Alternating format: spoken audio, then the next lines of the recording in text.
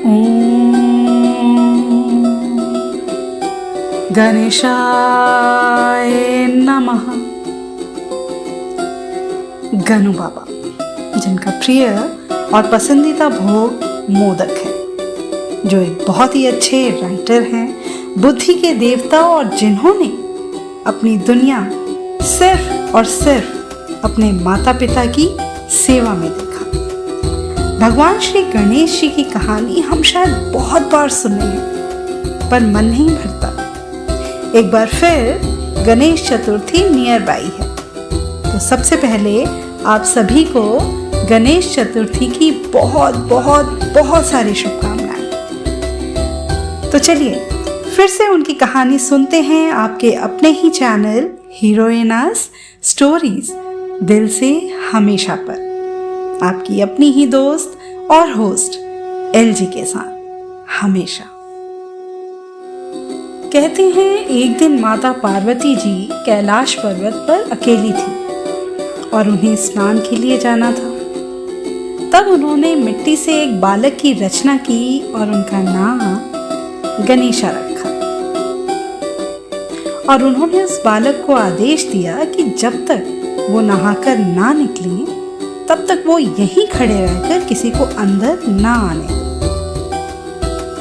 थोड़ी देर में शंकर भगवान जी घर लौट कर आए और दरवाजे पर एक छोटे से बालक को देखकर अचंभित हो।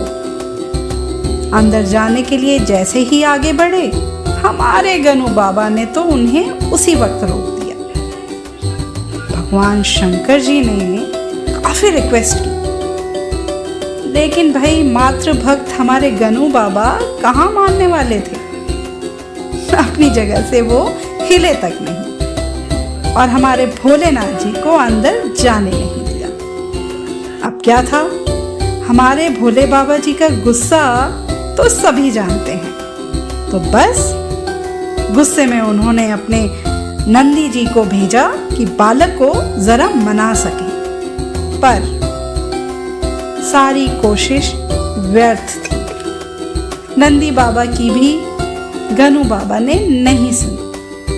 अंत में हमारे देवों के देव महादेव यानी कि हमारे भोलेनाथ जी ने क्रोधवश उस बालक की गर्दन काट दी।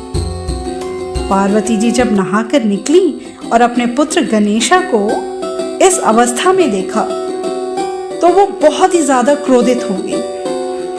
शंकर भगवान जी के लाख मनाने के बावजूद वो रोती रही, अपने पुत्र को जीवित करने के लिए बोलती रही। हार कर अंत में शंकर भगवान जी ने नंदी को बोला कि जाओ नंदी, किसी भी जीव का सिर लेकर आओ, पर ध्यान रहे उसी जीव का सिर लेकर आना जिसकी माँ विपरीत या बच्चे के उल्टी दिशा में सो रही हो। नंदी ने आदेश का पालन किया और ढूंढने निकल पड़े। उनकी दृष्टि एक हाथी के बच्चे पर पड़ी जिसकी माँ उल्टी दिशा में सो रही थी। फिर क्या था, उस हाथी के बच्चे का सिर लेकर नंदी महाराज कैलाश पर्वत पहुंचे और भगवान शिव ने उस हाथी का सिर गणेश जी के सिर पर लगा दिया और उन्हें जीवित कर दिया। तो इस तरह हमारे भगवान श्री गणपति जी का जन्म हुआ और गणेश चतुर्थी हम उनके जन्म के उपलक्ष्य में सेलिब्रेट करते हैं। भगवान श्री गणेश जी सर्वप्रथम पूजे जाते हैं। उन्हें ये वरदान है, सभी देवता में जो सबसे प्रथम पूजे जाते हैं वो हमारे गणु बाबा हैं, हमारे गजानन। हमें अपनी लाइफ में गणु बाबा जी बहुत सारी सीख देकर जाते हैं। अगर हम लाइफ में सक्सेस पाना चाहते हैं ना, तो हमें अपने गणु बाबा से ये चीजें सीखनी चाहिए, कोशिश तो करनी चाहिए। पहली, हर सिचुएशन में खुश रहिए हमेशा, क्योंकि खुशी से बढ़कर तो कोई भी सीख नहीं है। अगर आप खुश होंगे ना, तो आप कोई भी डिसीजन लेते हैं, लाइफ में कुछ करना चाहते हैं, तो आपको बहुत हिम्मत और एक करेक्ट दिशा मिलेगी, डायरेक्शन मिलेगी। धैर्यवान बनकर अपने मन को शांत रखें, शांत चित रहें।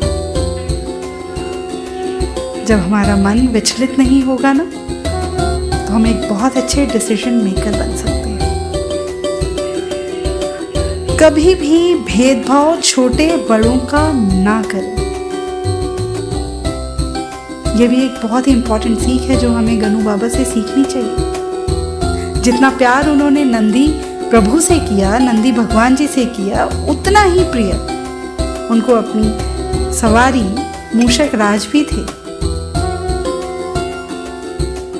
और चौथी, फोर्थ वन, नॉलेजेबल बने, ज्ञानी बने। जितना ज्ञान आप इकट्ठा कर सकते हैं, पढ़ सकते हैं, उसे इकट्ठा कीजिए, क्योंकि नॉलेज तो ऐसी चीज है ना कोई आपसे चुरा सकता है, ना वो चोरी हो सकती है, ना कोई वो छीन सकता है। वो एक बहुत बड़ी दौलत है आपके लिए। तो चलिए इस गणेश चतुर्थी फॉलो करते हैं ना हम अपने गनु बाबा को। गणपति बप्पा मोरया, अगले बरस तू जल्दी आ। आप सभी को फिर से गणेश चतुर्थी की बहुत बहुत बहुत सारी शुभकामनाएं।